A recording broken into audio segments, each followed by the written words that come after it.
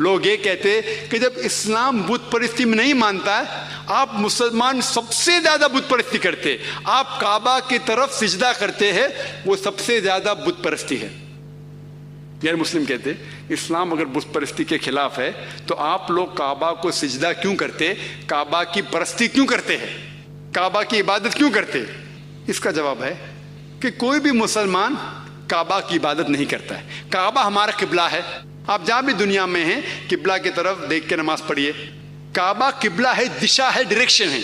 मिसाल के तौर पे हमें अगर आज नमाज पढ़ने का यहाँ, तो कोई लोग कहेंगे कि दक्षिण की तरफ देख के पढ़ेंगे, कुछ लोग कहेंगे पश्चिम, कुछ कहेंगे ईस्ट, कुछ कहेंगे वेस्ट, कुछ कहेंगे नॉर्थ, कुछ कहेंगे साउथ। तो इजमा होने के लिए हमें एक तरफ देखना चाहिए और अल्लाह फरमाते हैं कि हमें देखना चाहिए काबा की तरफ।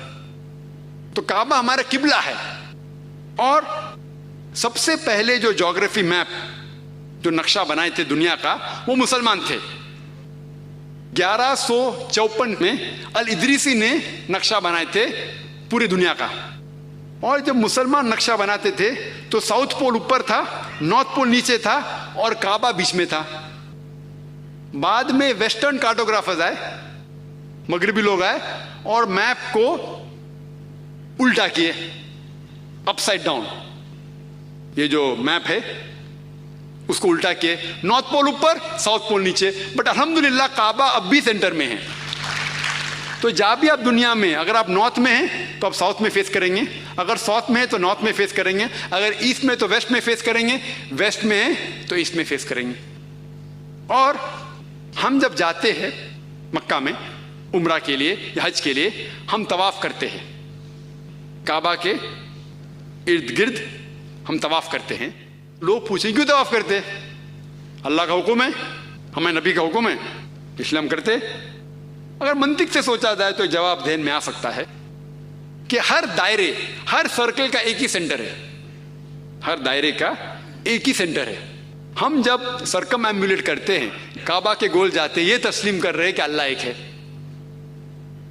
और हजरत उमर रज़ियल्लाहु अन्हु, उनने कहा, सही बुखारी में है इसका जिक्र, जिल्द 2 किताब हज, चैप्टर नंबर 56, हदीस नंबर 675, उसमें हजरत उमर फरमाते हैं रज़ियल्लाहु अन्हु, वो कहते हैं कि क्योंकि मैंने मेरे नबी को इस पत्थर को चूमते हुए देखा हूं, इसीलिए मैं चूम रहा हूं, वरना ये काला पत्थर ना मुझे कोई फायदा पहुंचा सकता है ना कोई नुकसान पहुंचा सकता है। ये अल्फाज सेकंड खलीफा के, दूसरे खलीफा के, कि ये पत्थर ना मुझे कोई फायदा पहुंचा सकता है ना नुकसान पहुंचा सकता है, काफी है हमें ये कहने के लिए कि ये पत्थर को हम नहीं पूछते।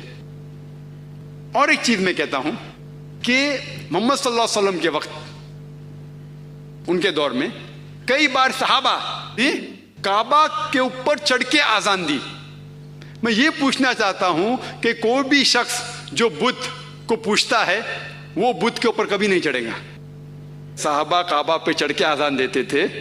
ये सबूत है कि हम उस पत्थर को, संगे अस्वद को नहीं पूछते। वक्त की कमी होने की वजह से मैं चाहता हूं कि सवाल जवाब की निश्चित हो, इसीलिए मैं इस तकरीर को ख़त्म करता हूं ताकि ज़्यादा वक्त हो सवाल जवाब के लिए। व आखिर दावाना अल्हम्दुलिल्लाहि रब्बिल आलमीन।